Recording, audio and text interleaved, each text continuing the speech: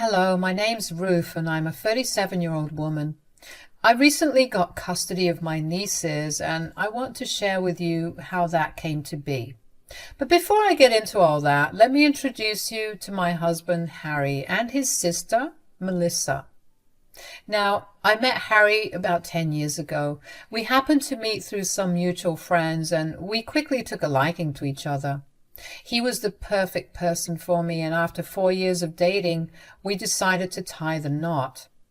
We bought a house together and things were going great for us. We were doing well career-wise and we lived very comfortable lives. Enter Melissa, Henry's sister. According to Henry, Melissa had always been somewhat of a mess. She was almost always in some sort of trouble or the other when they were growing up. When she was 21, she ended up dropping out of college because she didn't feel the need to continue her education. She stayed with her parents who let her stay there rent-free, so she never really found a job for herself. She lived with her parents until she was 27 when she got pregnant by her then boyfriend. However, her boyfriend lived about 6 hours away from us, so she decided to move closer to where he was. Melissa ended up being pregnant with twins. She gave birth to 2 girls named Daisy and Jasmine. They were the cutest kids I had ever seen. Henry and I tried our best to visit them whenever we could. While Melissa still never had a stable job, she worked odd jobs to keep money rolling in considering they had twins to take care of. Everything was going pretty well for 6 years until one day Melissa showed up at our door sobbing hysterically.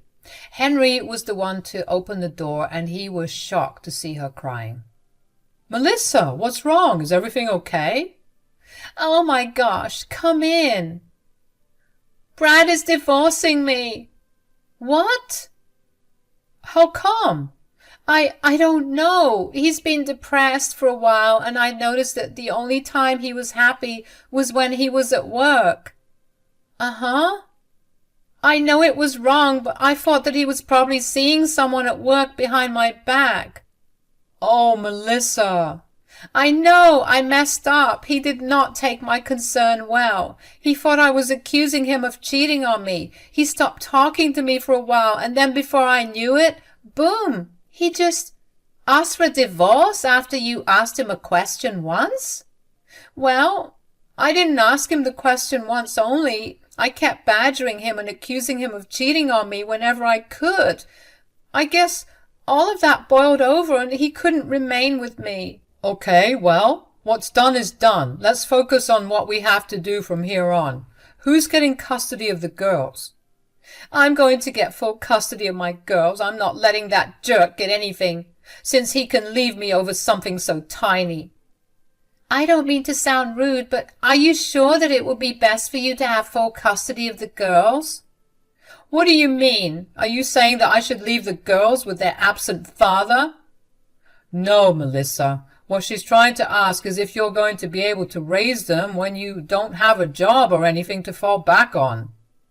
I'm going to fight for child support and alimony from Brad, and I'm going to get a job at your local diner right after I move back here. Oh, okay, that's a plan for sure. Where are the girls right now? How are they? Well, they're devastated. They want to spend as much time as they can with Brad. Okay, why don't you spend the night here, and then we can figure everything out tomorrow.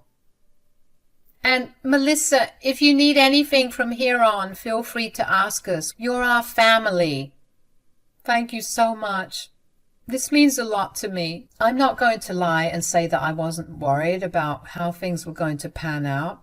I mean, I wasn't holding out much hope for Melissa, but she was my family and I wanted to support her.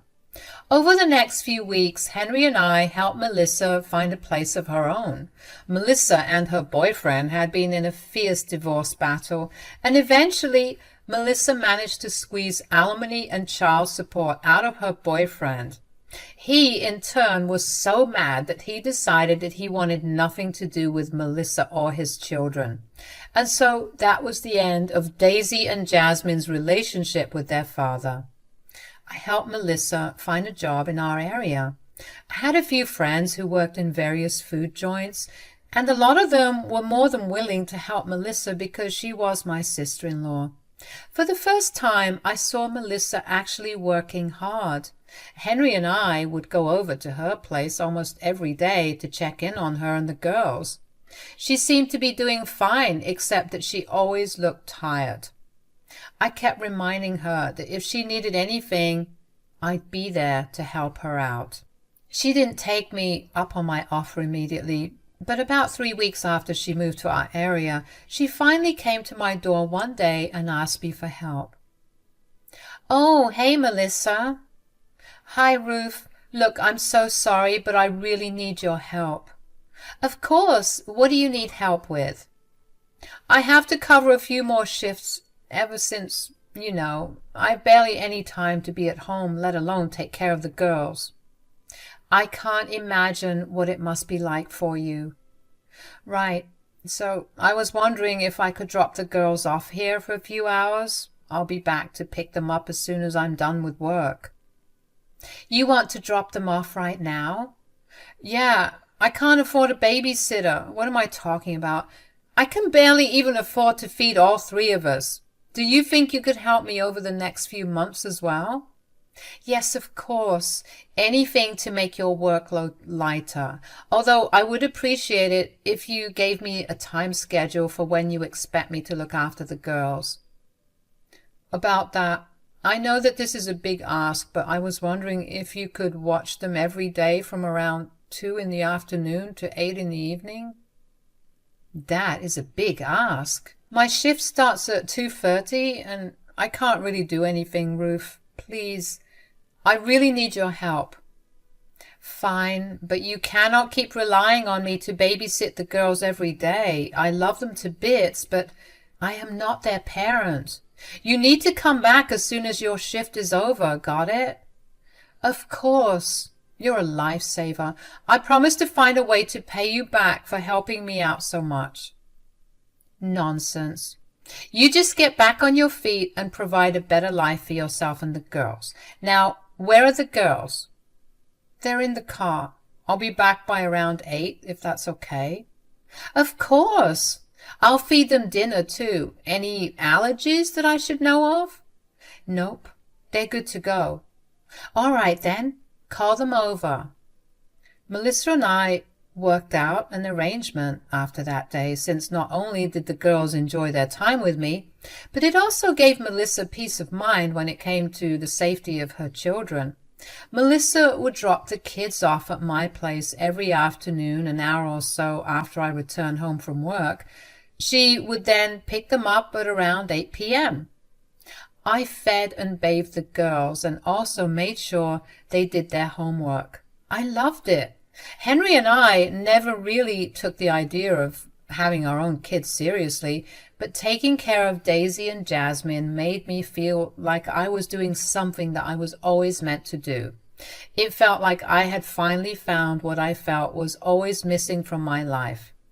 I mean, I know that kids are bigger commitments, but I really did begin to entertain the idea of asking Henry if we should look into either trying to have a child or even adoption. Anyways, this arrangement of Melissa and I's continued for the next 3 months. It became routine at some point, and I was happy with it, and so were the girls. If I'm being totally honest, though, a huge part of me did feel bad that Melissa always spent all her time working. For some reason, she never got any weekends off because she needed all the extra hours she could get in order to make more money. I knew that she had 2 girls to look after, and that only made me sadder because she was so busy working that she was missing out on watching her children grow. Henry and I were constantly talking about how we wanted to help Melissa out, but every time we tried to broach that topic with Melissa, she'd freak out and accuse us of shaming her for being poor. Eventually, we just stopped and decided to let things carry on the way they always did. However, I did begin to notice something over the months since the arrangement was made. Daisy and Jasmine would always seem so hungry when they came over to my place. I'm talking eating like a pig kind of hungry. They'd eat almost every hour, and while I was never one to say no to them regarding food, I was very concerned about how famished they were every single day. They seemed lethargic all the time and constantly took naps because of how full they were from all their food.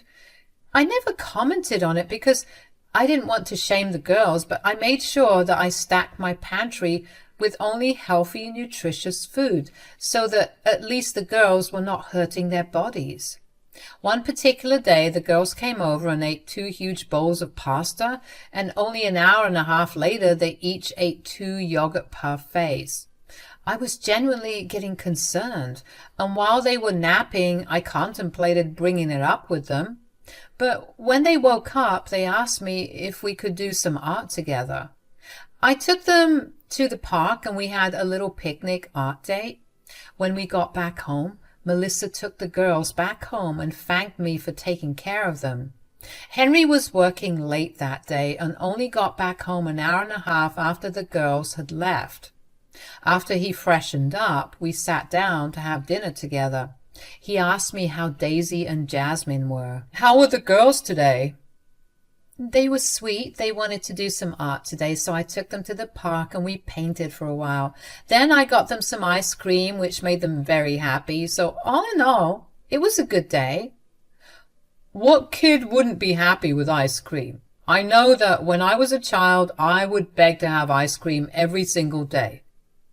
It's not like you still don't do that. Hey, it's not my fault that I crave something sweet and cold every day. Okay, but I have to discuss something that's been bothering me for a while now. Oh, what's it about? Well, I didn't think much of it at first, but I think Melissa is struggling more than she's letting on. What do you mean?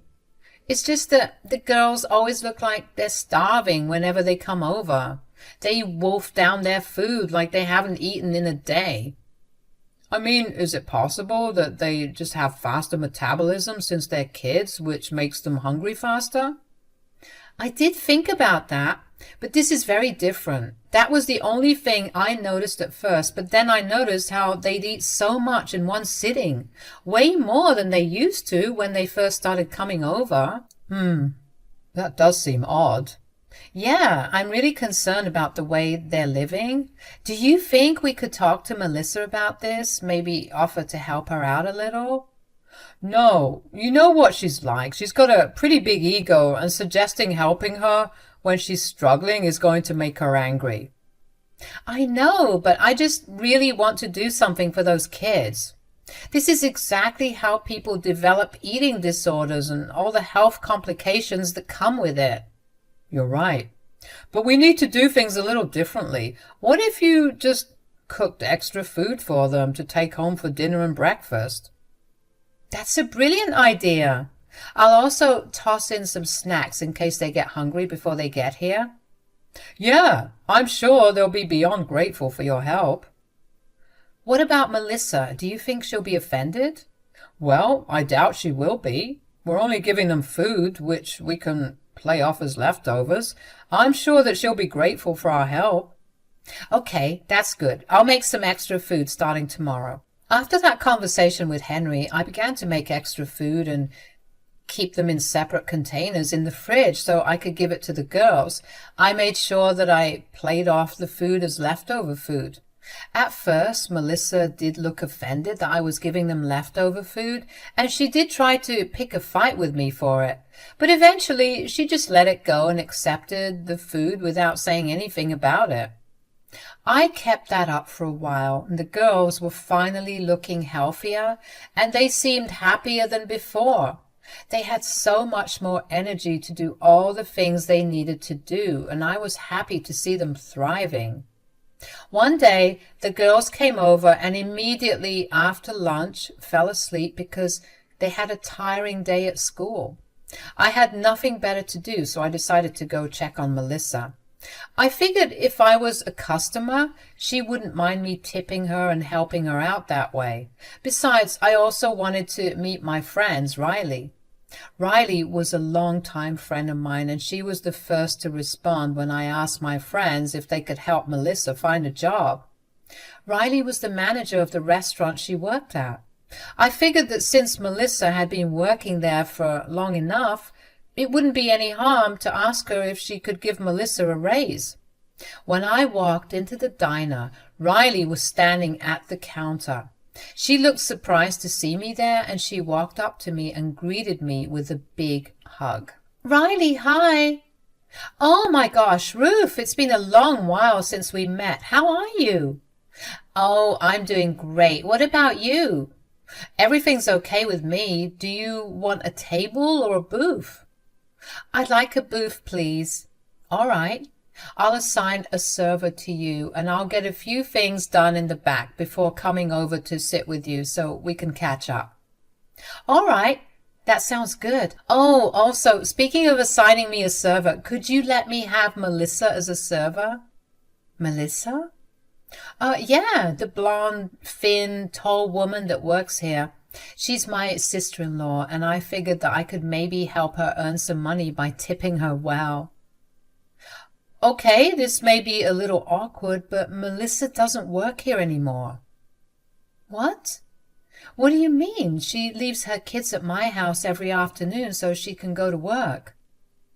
"I don't know what to tell you, Ruth. Melissa quit working here 3 months ago." "That can't be right. Tell me you're joking." "I can show you records if you want. I mean, everyone just thought that the divorce took a huge toll on her, which was why she quit." "But what about her kids?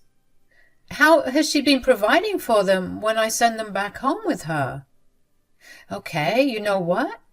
Why don't you sit in your booth while I go and talk to a few of my employees who are good friends with Melissa? Maybe they'll know a lot more than we do." "Thank you. I'm so sorry that I'm asking you to do this for me, but I really am just worried for my nieces." "There's no need to apologize. Let me get you your information. In the meantime, enjoy a milkshake on the house." The only thing I could sense when Riley told me that Melissa stopped working there was a loud ringing in my ear. I don't know if that was because of how angry I was or just how genuinely shocked I was. Either way, I sat in my booth, head in my hands, and just kept replaying what Riley had told me. I tried to deny what I found out because, come on, what mother would do that to her kids? But no matter how hard I tried, the information just kept playing around and round in my head. Then I began to piece together all the things I noticed that I chalked off to Melissa struggling to make ends meet. All those times that I pitied her, she was just sleeping with her ex. While her daughters struggled every single day, she just dropped them off and went to play hooky with some man. I felt so incredibly angry with Melissa and so anxious for the girls. No matter what happened, I knew for a fact that I could not let Daisy and Jasmine remain in the custody of Melissa. Melissa clearly only cared for herself and was not afraid to throw her daughters under the bus for it. Eventually, I was broken out of my thought spiral by Riley. "Hey, you look frazzled." "Yeah, well, I just feel an insane amount of panic. These past 3 months, Melissa's girls have been showing up at my place starving. I just thought that it was a result of Melissa struggling to make ends meet, so I never commented on it. But to find out that she hasn't been working is making me feel sick for the girls." "Oh boy, you're not going to like what I found out then. But before that, did you try to reach out to her in any way right now?" "No, why?" "Okay, because if you want those girls, well, taken care of, you need to get all your evidence right." "What are you talking about?" "I spoke to one of Melissa's shift partners. They were really close up until 3 months ago when Melissa quit. When she quit, she apparently cut all ties with everyone that worked here. But before that, she had been very open with this one girl, and she told me that Melissa reached out to one of her old boyfriends from high school." "Oh, no." "Yeah, she reached out to him as soon as her husband asked her for a divorce, and she's been shacking up with him ever since. I remember her missing quite a few shifts and sometimes showing up really late, and she never gave me a clear reason for it. I guess this was the reason. Oh my God, the nerve of that woman, not only to string me along to take care of her kids, but also to neglect her daughter so that she can mooch off some old fling. I guess it's always the people you least expect. I need to get her kids away from her. Will you be able to provide me proof of her tardiness and quitting? Of course, anything for you. Riley left me sitting in my booth for the next half an hour while I fumed. I could not believe the audacity that Melissa had. Poor Daisy and Jasmine were suffering while she was busy trying to get in bed with her ex-boyfriend. Riley came by my table again and dropped off the proof of Melissa's letter of resignation, along with all the write-ups that she was given for being late. There were so many write-ups dating back to when she got her divorce. I asked Riley why she didn't just fire Melissa, and Riley told me that she was just sorry for Melissa, especially with her having kids and all. I thanked Riley for her help and went back home. By the time I reached back home, Daisy and Jasmine were awake. I fed them, and when they were appropriately awake, I gently asked them how Melissa had been treating them. At first, they seemed shocked that I asked, and they tried to cover for their mother. But I told them that I knew about Melissa not having a job, and I noticed how they were always hungry when they came over. Eventually, Daisy broke down and told us about how Melissa would come to pick them up from our place and drop them off back home before leaving them there again to go somewhere. She would only return the next afternoon and pick them up to drop them off at my place. They had no food at home because Melissa never had the money to go grocery shopping, so they would wait till they came over to eat as much as they could. I was beyond astounded. These poor girls had been going through so much. I held back my emotions because I didn't want them to think that I was angry at them, and instead asked them if they would be okay with staying with me and Henry. They seemed ecstatic about it, so I called Melissa and told her that the girls wanted to have a sleepover here, and she was more than happy to let them stay with me, obviously. I called Child Protective Services and informed them of what had been going on. They got in touch with the girls' father, and he told them clear as day that he wanted nothing to do with them. That left me and Henry next in line as their potential custodian. I provided CPS with all the proof I had of the girls coming over every day, including security footage of when Melissa would drop them off and pick them up from my front door. I gave them the letters that Riley had given me, and they asked Daisy and Jasmine for their statements. It didn't take long for CPS to contact Melissa and tell her about what was happening. Henry and I were given temporary custody of the girls until Melissa got her act together. Melissa was furious, and she called me to tell me as such. "You did something here, didn't you?" "I have no idea what you're talking about." "You called the CPS on me. Why would you do something like that?" "I didn't do anything." "Oh, really? Then why was I told that a relative of mine made the complaint?" "Fine, maybe I did make the complaint, but I had every right to do it.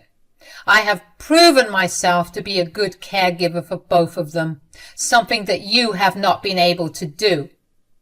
"So you just call CPS on me for not being able to provide for my girls? Was it not enough to see me suffer through my divorce that you have to take away my only rays of light?" "Don't be overdramatic, Melissa." "I'm not being overdramatic, you freak. You took away my little girls. They are the only reason that I'm even managing to go through all my struggles." "What struggles are you talking about? Quitting your job, tossing your kids at me so I can take care of them, shacking up with your high school ex-boyfriend? Are any of these your struggles? Because let me enlighten you, none of these are problems. How? I happened to visit the diner you used to work at just to give you some moral support. Your boss told me about you quitting, and that just made everything add up. I mean, you were neglecting your precious girls for a fling. So you were following me? What I do in my time is none of your business, and that gives you no right to make life-altering decisions for me either." You're absolutely right. However, when your decisions begin to harm your children, that you leave in my care every single day, I am going to get involved. The girls do not deserve any of your cruelty. I have not been cruel. I only went back to my ex because he's loaded. He's spoiling me, and I was going to get him to give me more money so I could spoil my girls. Wow. I did not think you could get any more pathetic. You quit your job so you could use your ex-boyfriend for his money. All the while your daughters made do with nothing. You would have let them be that way until your fling gives you money for them, which could have been a very long time. Not once did you think about them, and that in itself is enough to prove what an unfit mother you are. You're psychotic. Give me back my girls. If you want them back, you're going to have to fight me in court.